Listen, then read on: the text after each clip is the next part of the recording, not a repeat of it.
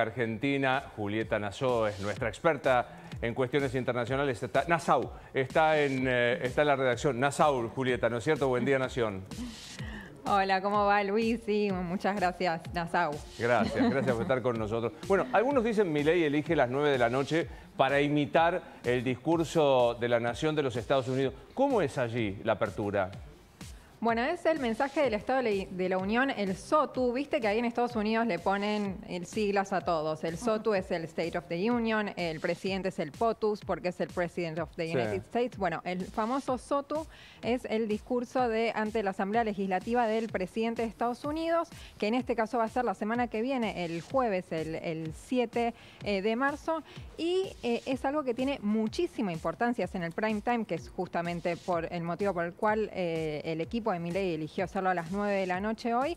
Y es algo que es muy seguido por la gente, incluso imagínate que hasta se juntan en bares, hacen juegos, que es algo muy común ahí, también en los debates, todos los eventos políticos que se hacen a la noche, bueno, son seguidos por la gente, incluso hasta con un punto, en cierto punto lúdico, a ver qué dice, qué no dice, si cae en lugares comunes, hasta si se equivoca o no se equivoca Biden. Y tiene algunas particularidades como, por ejemplo, el sobreviviente designado, que de hecho dio lugar a una serie que se llamaba Designated Survivor. ¿Por qué? Porque va todo el mundo a ese evento, excepto una persona del gabinete, que es el famoso sobreviviente designado por si pasa algo esa noche del discurso ante el Estado de la Unión.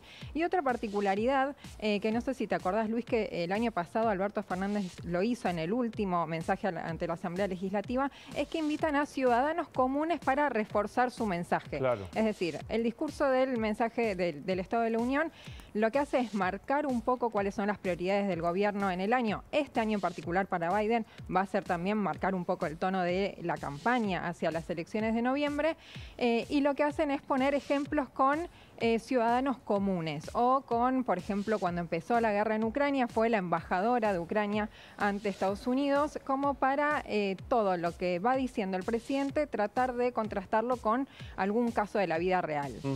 Bien, a propósito de la pelea Biden-Trump, todo indica, para la elección abierta de este año, nos quedamos en Estados Unidos y hablamos de un tema que vuelve a aparecer, que son los inmigrantes.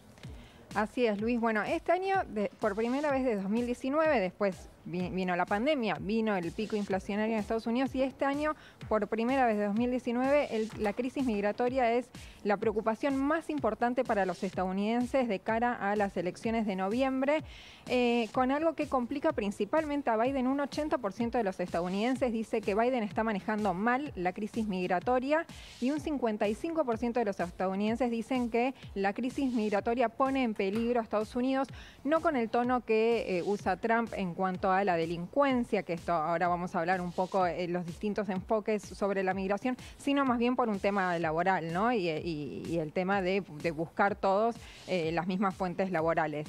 ¿Qué pasó ayer puntualmente? Estuvieron Trump y Biden a la misma hora, a 500 kilómetros de diferencia, en el estado de Texas, sobre el río Bravo, hablando de este tema, en algo que incluso fue hasta un desafío para las transmisiones televisivas. Imagínate tener al presidente y al expresidente y principal candidato a la presidencia de los republicanos a la misma hora, hablando del mismo tema y con dos tonos absolutamente distintos, Luis. Por un lado, Biden llamando a un acuerdo bipartidista en el Congreso, e incluso lo invitó a Trump a formar parte de ese acuerdo, en el cual pide principalmente más recursos para poner más seguridad en la frontera, en una crisis que se refleja en un número muy concreto, que son 250.000 migrantes detenidos en la frontera en diciembre, que fue el pico en 20 años. Fue el mayor número de migrantes detenidos, que es en general la variable que se tiene en cuenta para medir el flujo de inmigrantes sin papeles que está entrando a Estados Unidos por la frontera sur.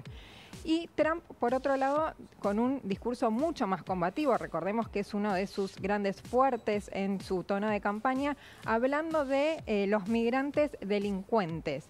Él directamente dice que esto es prácticamente una guerra, lo cual ya anticipa una campaña y una política mucho más de mano dura frente a la migración. Él dice que si gana la presidencia, apenas asuma, va a ser la mayor deportación de migrantes sin papeles de la historia, y con algunos datos que también fueron puestos en cuestionamiento. Por ejemplo, dice que la mitad de los migrantes que entraron son migrantes delincuentes, Bien, que salieron de la cárcel o de centros de salud mental. Bueno, crucémonos a Cuba, Julieta, porque allí la situación es muy crítica, con restricción de combustible y con aumento muy importante del combustible.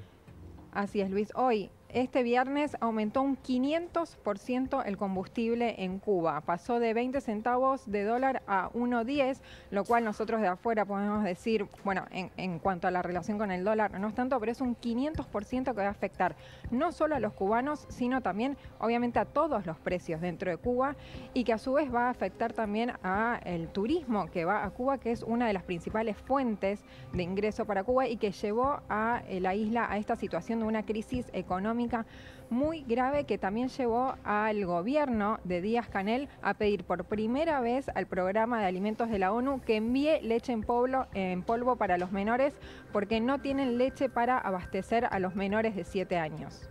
Bueno, cerramos este informe, Julieta, con algo que nos sigue conmocionando, que es este asesinato del empresario en Punta del Este, en Maldonado, con una trama que va apareciendo realmente de novela.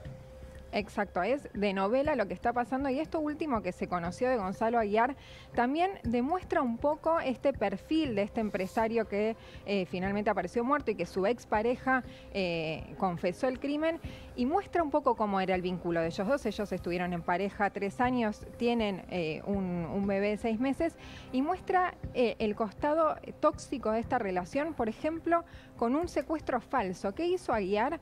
Él mandó a secuestrar, por decir de alguna manera, en realidad lo metieron en un cuarto de un hotel a uno de los sobrinos de su pareja que trabajaba con él, le sacó una foto, la hizo circular entre los familiares de ella a modo de extorsión.